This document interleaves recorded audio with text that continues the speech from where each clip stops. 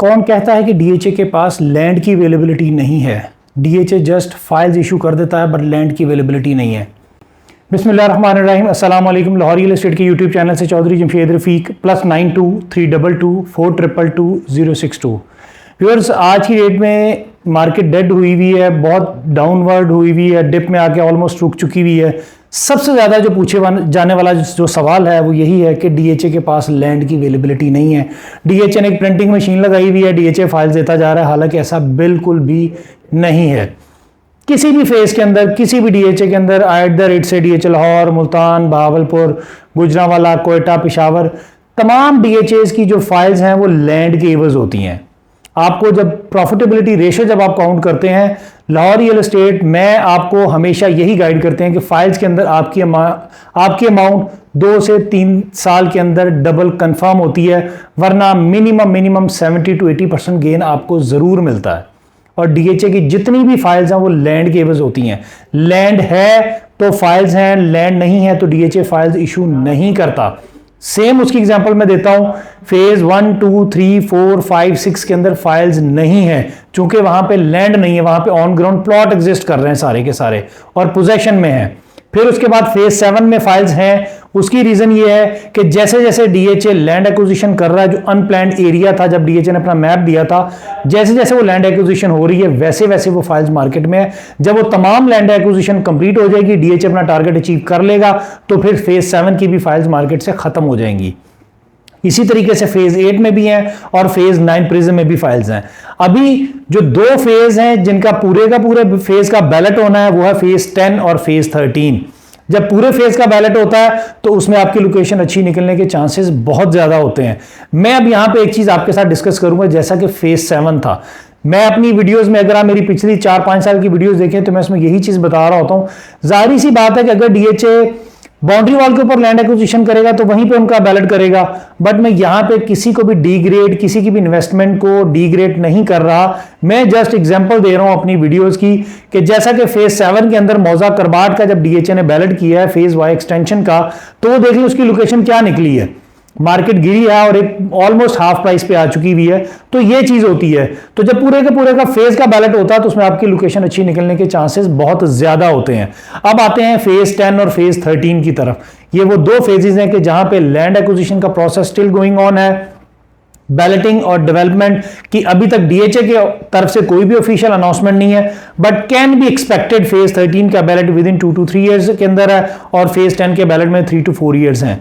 उसकी रीजन ये है कि फेज 10 नो डाउट के मेरी वीडियो थोड़ी सी लेंथी जरूर होगी, बट आई वुड रिक्वेस्ट कि प्लीज एंड तक जरूर देखिएगा ताकि आपके बहुत ज्यादा क्वेश्चंस का सवाल आपको इस वीडियो के अंदर जरूर मिलेगा। फेज 10 जब 2009 में ये प्रोजेक्ट लॉन्च हुआ था तब प्राइवेट डेवलपर था। उसके बाद डीएचए ने इस प्रोजेक्ट को ओन किया है 2019 के अंदर। देखिए, अगर लैंड नहीं थी तो डीएचए ने ये प्रोजेक्ट कैसे ओन कर लिया? जारी सी बात है, या तो डीएचए ने कैश लिया या डीएचए ने लैंड लिया, बट डीएचए ने दोनों ही चीजें ली होंगी। तो फिर डीएचए ने इस प्रोजेक्ट को ओन किया है। और उस टाइम पे फाइल की प्राइसेस देखें और आज फाइल की प्राइसेस देखें, बहुत अच्छी बाइंग बनती है।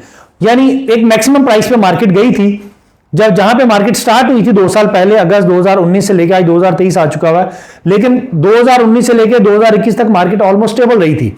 फिर 21 एंड में आके मार्केट में एप्रिसिएशन शुरू हुई तो फिर मार्केट एक डबल प्राइसेस पे चली गई हुई थी तमाम डीएचएस के अंदर।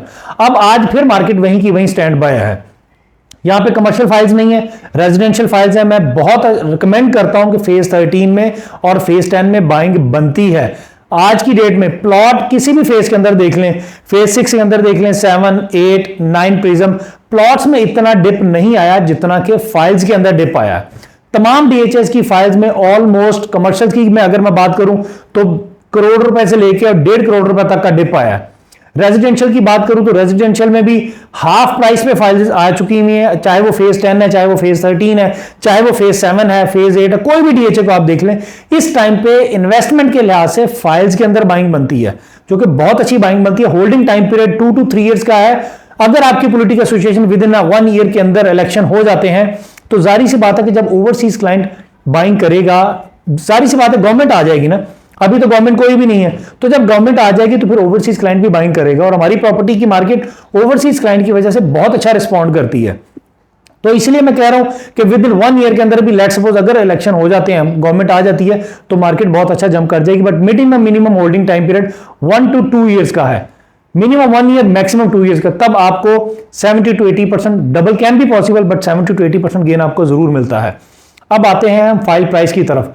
डीएचएल और फेज 13 की फाइल प्राइसेस में यहां पे जस्ट एलोकेशन फाइल्स है 5 मरला, 10 मरला और 1 कनाल। 5 मरला की एलोकेशन फाइल आपको अवेलेबल हो जाती है 24,50,000 में। 10 मरला एलोकेशन डीएचएल और फेज 13 में आपको अवेलेबल हो जाता है 38,25,000 से 38,50,000 में, और 1 कनाल आपको 75 लाख में। एक चीज और मैं यहां पे आपको बताता चलूं कि मार्केट एक डाउनवर्ड ट्रेंड में जब होती है तो किसी को भी आइडिया नहीं होता कि कहां पे जाके रुकेगी, लेकिन जब एक लोअर एंड पे आके रुकती है तो जाहिर सी बात है कि मार्केट में सेलिंग चल रही होती है। जब एक लोअर पॉइंट पे आके रुक के थोड़ी सी भी लाख रुपए का भी अगर जंप आ जाए ना, तो सेलर अवेयर हो जाता है कि जी मार्केट में फिर दोबारा से प्लस होनी चीजें शुरू हो चुकी हुई हैं।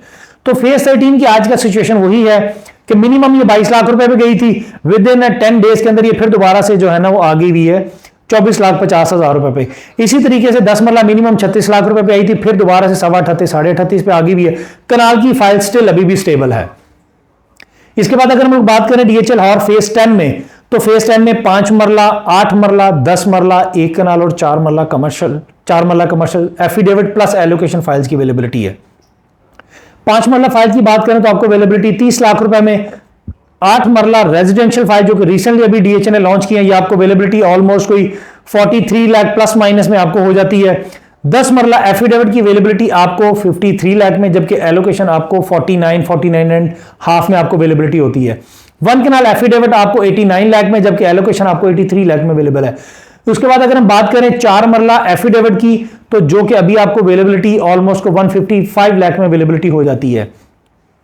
इस टाइम पे डीएचएल और फेज 10 में 4 मरला कमर्शियल बहुत अच्छी बाइंग बनती है और 8 मरला रेजिडेंशियल की बहुत अच्छी बाइंग बनती है, क्योंकि ये मैक्सिमम जब डीएचएल ने लॉन्च किया था 4 मरला कमर्शियल, तो ये 255 पे लॉन्च किया था और अवेलेबिलिटी ऑलमोस्ट को 250 के करीब होनी शुरू हुई थी, और आज ये आपको 155 में अवेलेबिलिटी होती है। Minimum maximum holding time period 2 years का है, तो बड़े आराम से 1 करोड़ रुपए का जंप है इसमें, 10 मिलियन का जंप है।